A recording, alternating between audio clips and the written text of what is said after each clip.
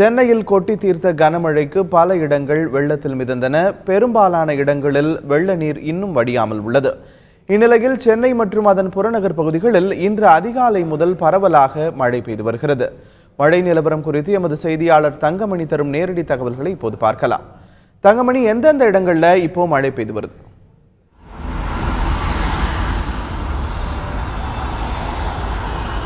அதாவது நேற்று நள்ளிரவு முதலே சென்னை மற்றும் புறநகர் பகுதிகளில் ஆங்காங்கே ஒரு சில இடங்களில் சாரல் மழை பெய்து வந்தது.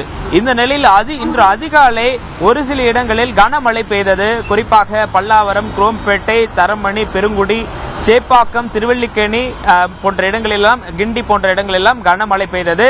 சில இடங்களில் சற்று நேரம், அதாவது 5 நிமிடம் 10 நிமிடம் பெய்த மழை அதன் பிறகு நின்றுவிட்டது. குறிப்பாக கிண்டி போன்ற இடங்களெல்லாம் அந்த அளவுக்கு சற்று ஒரு 10 நிமிடம் கனமழை இருந்தது. இந்த கொஞ்ச நேரம் நீடித்த இந்த கனமழையால் சாலைகள் அனைத்துமே நீரால் சூழப்பட்டிருந்தது, அதாவது ஈரப்படுத்தப்பட்டு சென்றது. அதன் பிறகு ஒரு சில இடங்களில் இன்னும் மழையானது நீடித்துக் கொண்டிருக்கிறது. மிதமான மழை ஒரு சில இடங்களில் பெய்து கொண்டிருக்கிறது. அல்டாஃப், தங்கமணி, இந்த நிலையில இந்த கனமழை நீடிக்குமா? வானிலை ஆய்வு மையம் என்ன சொல்லுது?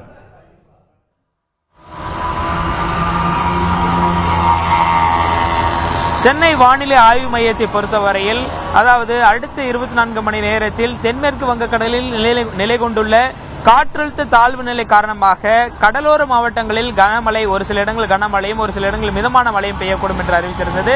குறிப்பாக வட கடலோர மாவட்டங்களில் கனமழை பெய்யக்கூடும் என்று அறிவித்திருந்தது. அதன் அடிப்படையில் இன்று அதிகாலை முதலே இந்த மழையானது தொடங்கி இருக்கிறது. எனவே வானிலை ஆய்வு மையம் கூறியது போல இந்த மழை கனமழையாக தொடர்வதற்கான வாய்ப்புகள் அதிகமாக இருக்கிறது. ஏனென்றால் குறிப்பாக இன்றைய பொழுதில்தான் அதிக அளவில் மழை பெய்யக்கூடும். குறிப்பாக சென்னை மற்றும் புறநகர் பகுதிகளில் இன்று, அதாவது ஞாயிற்றுக்கிழமை அன்று அதிக அளவில் மழை பெய்யக்கூடும் என்று வானிலை ஆய்வு மையம் எச்சரித்திருந்தது.